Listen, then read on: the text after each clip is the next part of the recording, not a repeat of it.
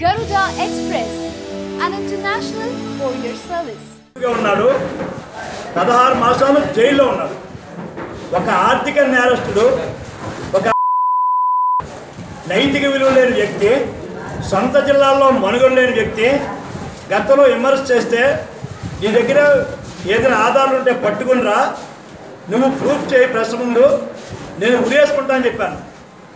ఉరి వేసుకుని ఇప్పుడు రాజకీయాలు విరమిస్తానో సవాళ్ళకు కాదు, బహిరంగ ఉరేసుకుంటానని చెప్పాను. నేను ఇప్పటికీ సిద్ధంగా ఉన్నాను. నిన్న మళ్ళీ ఇదే విజయసాయిరెడ్డి, ఈ నువ్వు ఆడవాళ్ళను తీసుకొని వెళ్ళి ఢిల్లీలో పనులు చేయించుకున్న విజయసాయిరెడ్డి, రాజశేఖర టైంలో అన్ని అదో దొంగ పనులు చేసిన నేరస్తుడివి. దురదృష్ట కొద్దీ ఆ రాజ్యసభ కలుషితమైంది. కర్మ కొద్దీ జగన్మోహన్ రెడ్డి ఒక కావాలి కనుక నిన్ను రాజ్యసభ చేశాడు, ఒక నిన్ను ఇక్కడ విశాఖపట్నానికి ఇన్ఛార్జిగా పెట్టాడు. నేను మరొక్కసారి సవాలు చెప్తున్నాను, నీకేమైనా ఆధారాలు ఉంటే ఎక్కడ సర్వే నెంబర్ ఎక్కడ, నా పేరుని కానీ, నా కొడుకు పేరుని కానీ, నా బంధువుల పేరుని కానీ, ఎవరైనా సరే నా పార్టీ వాళ్ళు కానీ పలానా దగ్గర ఆక్రమించారని, పలానా సర్వే నెంబర్లో భూమిలో ఉన్నామని, పలానా దొంగ డాక్యుమెంట్ అమ్మావని, లేదా ఏమైనా అడ్వాన్స్ ఇచ్చావని ఏ ఒక్కటో ప్రూవ్ చేసినా మళ్ళీ నేను సిద్ధంగా ఉన్నాను. మీ వైసీపీ ఆఫీసులో 2 రోజులుగా పనిచేస్తాను. లేదా నువ్వేం చేస్తావు? నీకు ఒక చరిత్ర లేదు, నీకు నైతిక విలువలు లేవు, నువ్వు ఒక పనికి మారిన తిట్టకూడదు, ఆ బూత్ మారిన రోడ్డు రాకూడదు. విలువ లేని నువ్వు ఒక జైల్లో ఉండి చెప్పకూడదని బెయిల్లో ఉన్నావు. ఎప్పుడు జైలు పోతావు నీ తెలుసు, నీ బతికేటో తెలదు. నీ నెల్లూరులో నువ్వు ఎవడో తెలియవు, హైదరాబాద్లో నిన్ను ఒక వేసిన చెప్పే నువ్వు వచ్చి 4 సార్లు ఎమ్మెల్యే చేశాను, ఒక్కసారి మండల ప్రెసిడెంట్ చేశాను, అతి ప్రతిష్టకర మున్సిపల్ అడ్మినిస్ట్రేషన్ మినిస్టర్గా హైదరాబాద్లో స్పెషల్ ఆఫీస్ రెజ్యూమ్లో 3 ఏళ్ళు పనిచేశాను. అక్కడ మా మేయర్ లేడు, మా కార్పొరేటర్ లేడు, నేనే రాజును. అక్కడ నైతిక విలువలతో రాజకీయం చేస్తూ ప్రజల్లో గెలుస్తున్నాను. ఇలా దొంగసాట రాలే. నేను జైలులో ఏ రోజు కూడా 36 ఏళ్ళ రాజకీయ చరిత్రలో పొరపాటున ఒక కేసు, రాజకీయ కేసు తప్ప, ఎలక్షన్ కేసులో ఉద్యమాల కేసు తప్ప నా మీద ఏ రకమైన కేసు లేదు. నిన్న మళ్ళీ మళ్ళీ కానీ పేరితే విజయసాయిరెడ్డి ఈ పని ఎయిర్పోర్ట్కి వచ్చి చెప్తూ వస్తాను. కళ్ళు నొప్పి వచ్చారా?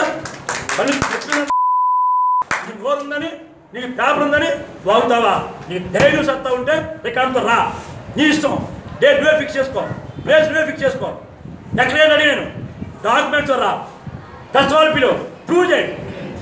ఈ వైసీపీ గుమస్తాగా పనిచేస్తాను, బంధువులుగా పనిచేస్తాను, లేకపోతే మాత్రం రదా చెప్తే వస్తాను.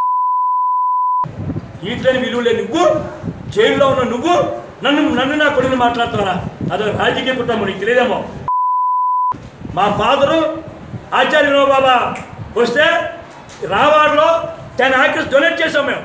ఇప్పటికే భూమి ఉంది, అక్కడ హై స్కూల్కి ఇచ్చాం. మొన్న 10 ఎకరాల భూమి ప్రభుత్వానికి ఆచార్య వినోబాబాకి భూజన ఉద్యోగించిన కుటుంబం నాది. మా నాన్న district BCC member, district board member.